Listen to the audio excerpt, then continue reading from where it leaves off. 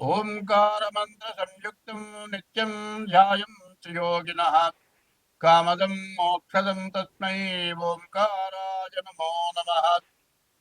నమస్తే దేవదేవీ చ నమస్తే పరమేశ్వర నమస్తే వృషభారూఢ నకారాయ నమో నమః. మహాదేవం మహాత్మానం మహాపాతకనాశనం మహాపాపహరం వందే మకారాయ నమో నమః. శివం శాంతం జగన్నాథం లోకానుగ్రహకారణం శివమేకపరం నిత్యం శకాశికారాయ నమో నమః. వాహనం వృషభో యశ్చ వాసుకీ కంఠభూషణం వామే శక్తిధరం వందే మకారాయ నమో నమః. యత్ర కుత్ర స్థితం దేవం యత్ర కుత్ర స్థితం దేవం యత్ర కుత్ర స్థితం దేవం శికారాయ నమో నమః. కొత్త సంవత్సరం 2006 జనవరిలో కొత్త సంవత్సరం పండుగ చేసుకున్నారు జనం. కానీ మన పండుగ మాత్రం కాదది. అది ఇంగ్లీష్ వాళ్ళ పండగ. మన కొత్త సంవత్సరం తెలుగు సంవత్సరాది. ఈ తెలుగు సంవత్సరాది మనం చేసుకోవాల్సిన పండగ. ఈ తెలుగు తిరగదిప్పాల్సి వచ్చింది. తెగులు సంవత్సరాది. తెలుగుకి తెగులు పుట్టింది. ఎందుకంటే చదువుకునే పిల్లలు ఇంగ్లీష్లో తప్పితే తెలుగు రాయటం చేత కాదు, తెలుగు చదవటం చేత కాదు. అసలు తెలుగు అంటే, తెలుగు సంవత్సరం అంటే ఎందుకు ఈ పండగ, అసలు తెలుగు సంవత్సరాది పండగ చేసుకోవటం అంటే ఏమిటి, మరి ఎందుకు చేసుకోవాలి, తెలుగు సంవత్సరాది పండగ చేస్తే మనకు వచ్చే ప్రయోజనం ఏమిటి అనేది మనం తెలుసుకోవాలి. మరి ఇంగ్లీష్ సంవత్సరాలు అంటే డిసెంబర్ నెల రాత్రి 12 గంటలప్పుడు పండుగ చేస్తున్నారు, అర్ధరాత్రి పూట. ఇది మనం ఉదయం సూర్యోదయం చేస్తున్నాం. ఇది మనం చేసే పండుగ చాంద్రమానం, సూర్య చంద్రులతో కూడుకున్న పండుగ. ఇది ఉగాది అంటారు. సంవత్సరాది ఉగాది. మామూలుగా మాట్లాడితే ఉగాది తెలుగు సంవత్సరాది అంటారు. సంవత్సరం మొదలు సంవత్సరాది. కానీ ఇది యుగాది. యుగాది అంటారు. యుగం ఆది, యుగం మొదటి రోజు. ఇది ఈ యుగాది ఎట్లా ఉంటుంది. ఇప్పుడు మనకు వచ్చే యుగాది ఏమిటంటే 2026 సంవత్సరం మార్చి నెల 19వ తారీఖు యుగాది వచ్చింది. యుగానికి ఆది మొదటిది. అది ఆ యుగాది పండుగ మనం చేసుకుంటున్నాం. ఈ సంవత్సరం పేరు ఏమిటంటే పరాభవ నామ సంవత్సరం. పరాభవ అంటే ఏంటి? పరుల చేత వంచింపబడటం పరాభవం. మరి ఇతరుల చేత వంచింపబడే పేరుగా కనపడుతుంది పరాభవ నామ సంవత్సరం. ఇప్పుడు మన భారతదేశానికి కూడా అదే సమస్య తయారైంది. మరి ఈ భారతదేశం ఎటువంటిది? ఈ భారతదేశం ఎట్లాంటిదంటే ఎప్పుడు కూడా దైవాన్ని నమ్ముకున్నటువంటి వ్యక్తులు, దైవం మీద నమ్మకం ఉన్నవాడు, మంచి మీద నమ్మకం ఉంది. మన నుంచి ప్రతి జీవరాశిని కూడా దైవంతో సమానంగా చూస్తున్నాం. 84 లక్షల రకాల జీవరాశులు ఉన్నాయి. ఈ 84 లక్షల జీవరాశుల్లో కూడా ఆకాశంలో తిరిగేవి 21 లక్షలు. భూమి పైన చెట్లతో సహా 21 లక్షలు. భూమిలో పద 21 లక్షలు. సముద్రంలో 21 లక్షలు. 4 84 లక్షల జీవరాశులు. మన ఈ భారతదేశంలో ఉన్నటువంటి ఈ హిందూ సాంప్రదాయం యొక్క లక్షణం ఏంటంటే ఏ జీవరాశిని కూడా హింసించడం మన ధర్మం కాదు. హింసకి దూరంగా ఉండటమే మన ధర్మం. మరి హింసకి దూరంగా ఉండటం అనేది శాకాహారం తింటమే జరుగుతుంది. శాకాహారం కూడా ఒక రకంగా హింస. ఎందుకంటే ఒక పండు ఉంది, దాని విత్తనం వేస్తే మొక్క వస్తుంది. మొక్క వచ్చిందంటే జీవం ఉన్నట్టే. మరి మన హిందూ ధర్మంలో పండి రాలిపోయిన ఆకులు తింటే హింసకి దూరంగా ఉన్నట్టు. అటువంటి మనస్తత్వం గల మరి మతం మన హిందూ మతం. ఈ హిందువులు ఈ భారతదేశంలో ఎవరిని హింసించేటువంటి లక్షణాలు లేవు. ఎవరిని ఎందుకు ద్వేషం లేకుండా ఉంటాం. అందరితో మతం అంటే సమ్మతం, సమ్మతము మతము. ఈ సమ్మతం అంటే అందరితో కలిసి ఉండటమే సమ్మతం.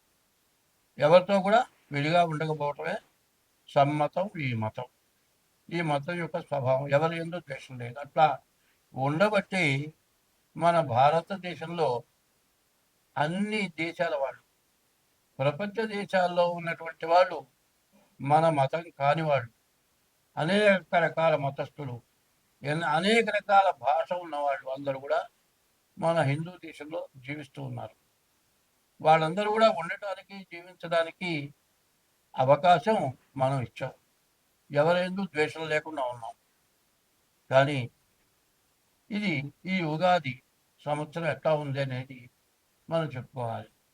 ఎందుకంటే ఎటువంటి కష్టాన్నైనా సరే ఓర్చడం మన హిందూ మతం యొక్క సమ్మతం.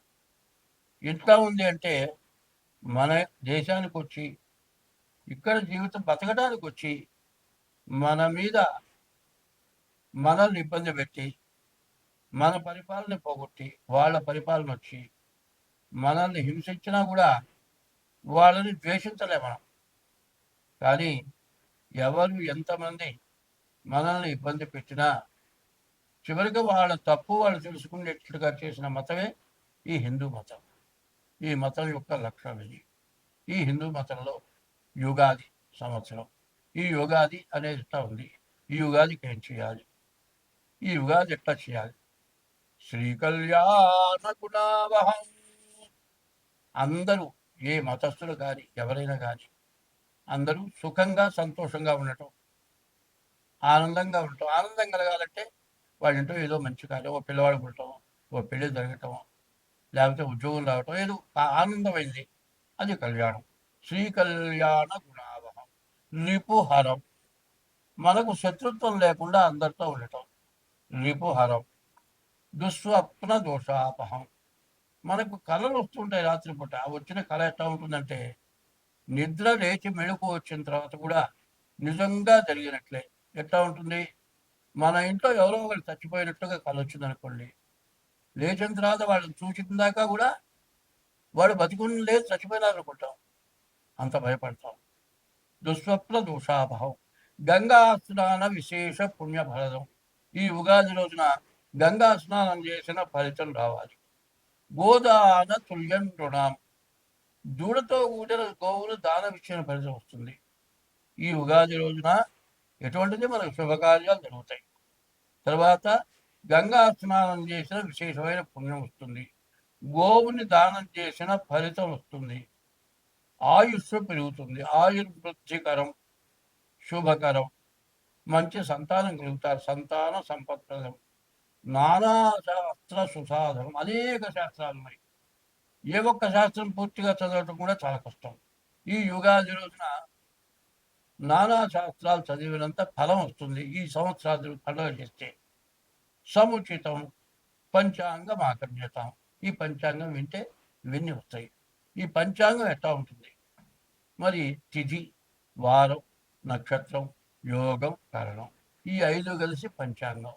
ఈ పంచాంగ శ్రవణం ఈ సంవత్సరాది పండుగ రోజున మనం చేస్తున్నాం. ఈ సంవత్సరాది పండుగ ఎందుకు చేస్తున్నాము అనేది ఇట్లా చేసినట్లయితే మనకు ఏ గ్రహ దోషాలు ఉన్నా కూడా ఈ దోషాలన్నీ మనకు పోతాయి. అయితే ఈ పండుగ రోజు మన ఇష్టదైవాన్ని పూజిస్తున్నాం. పూజించి వేప పూతతోటి ప్రసాదం చేస్తున్నాం. ఈ వేప పూత తీసుకొచ్చి, వేప పూత, మామిడికాయ, మరి చింతపండు రసం లేకపోతే తేనె, మరి మామిడికాయ, వేపపూత, చింతపండు, తేనె, బెల్లం, ఇవన్నీ కూడా 5 రకాలు. చేదు, పులుపు, వగరు, తీపి. మరి ఈ 5 రకాలు షడ్రుచులు అంటారు. 6 రుచులు ఇందులో నీళ్లు కూడా కలుస్తున్నాయి. 6 రుచుల పదార్థాలను పెట్టి నివేదన పెట్టి దేవుడికి ఆ ప్రసాదం మనం నోట్లో వేసుకున్నాం. ఆ నోట్లో వేసుకుని జల్లు అంటుంది ఒళ్ళు. ఎందుకంటే ఎటువంటి కష్టానికి, ఎటువంటి సుఖానికి కూడా దడవకుండా మేము ముందుకు వెళ్తాము అని చెప్పుకోవటానికే ఈ వేప పూత ప్రసాదం. దేవుడు పూజ చేసి వేప పూత ప్రసాదం తింటున్నాం. అయితే ఈ సంవత్సరం ఫలితం ఏమిటి మనం తెలుసుకోవాలి. ఎందుకంటే 2025 నుంచి ఎక్కువగా పాపగ్రహాల యొక్క ఆధిపత్యం ఎక్కువ ఉంది. నవనాయకులు అన్నారు. సూర్యుడి దగ్గర నుంచి కేతు వరకు 9 మంది గ్రహాలు. ఈ 9 గ్రహాల్లో పాపగ్రహాల యొక్క బలం ఎక్కువగా ఉంది. అంటే దానివల్ల ఏమిటంటే దుర్మార్గుల యొక్క బలం ఎక్కువగా ఉంది, మంచివాళ్ళ యొక్క బలం తక్కువగా ఉంది. దుర్మార్గుల బలానికి మంచివాళ్ళు దొంగిపోవాల్సి వస్తుంది, ఎన్నో కష్టాలు పడాల్సి వస్తుంది. ఇట్లా జరగడానికి కారణం ఏమిటో మనం ముందుగా తెలుసుకుందాం. ఇప్పుడు గురువారం 2026 మార్చి నెల 19వ తారీఖు గురువారం రోజు ఉగాది వచ్చింది. ఏ వారం వచ్చిందో ఆ వారం గురువుకి సంబంధించిన వారం కాబట్టి గురువు రాజైనాడు. తర్వాత మంత్రి కుజుడైనాడు. తర్వాత సేనాధిపతి చంద్రుడు, మరి సస్యాధిపతి శుక్రుడు, ధాన్యాధిపతి కుజుడు, అర్ఘ్యాధిపతి చంద్రుడు,